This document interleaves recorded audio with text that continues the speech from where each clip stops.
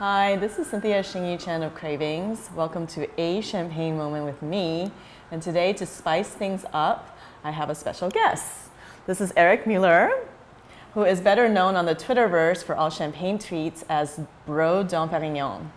So Eric, today we're going to taste the 04 Pol Roger Brut Rosé. I thought we would start off by having you tell us a little bit about what you've digged up about the house of Pol Roger. Well, happy to be here, yeah, and there are some really cool things about it. Pol Roger and Winston Churchill had a great relationship. He was very fond of it as a cuvée.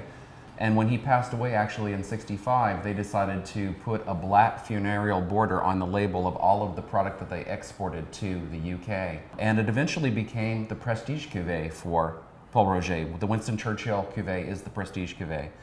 And it's an interesting style because they went heavily with Pinot Noir on it. Which is what you love. Yes, I do. I'm a Pinot Noir guy. She's the Chardonnay gal, the Blanc de Blanc gal, but I'm big on the PN.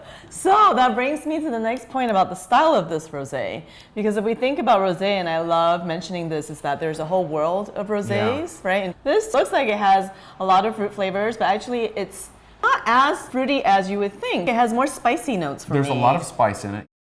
We're trying to do a pairing here to demonstrate an idea that I've had in my mind for a long time, which is that rosé champagne or rosé wines in general goes really well with foods that are red and pink. Plays well together, I agree. So what we have today is some prosciutto, and then we have raw tomatoes with just olive oil and some sea salt.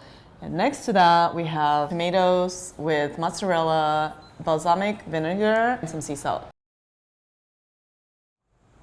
I think it's still okay. I think it's still a good marriage. The vinegar and the other things on the tomato do shift it a little bit more towards a tinge of a contrast. There's something pure about the tomatoes. Really playful about the basic tomato with a little help from salt. Salt's a good flavor magnifier.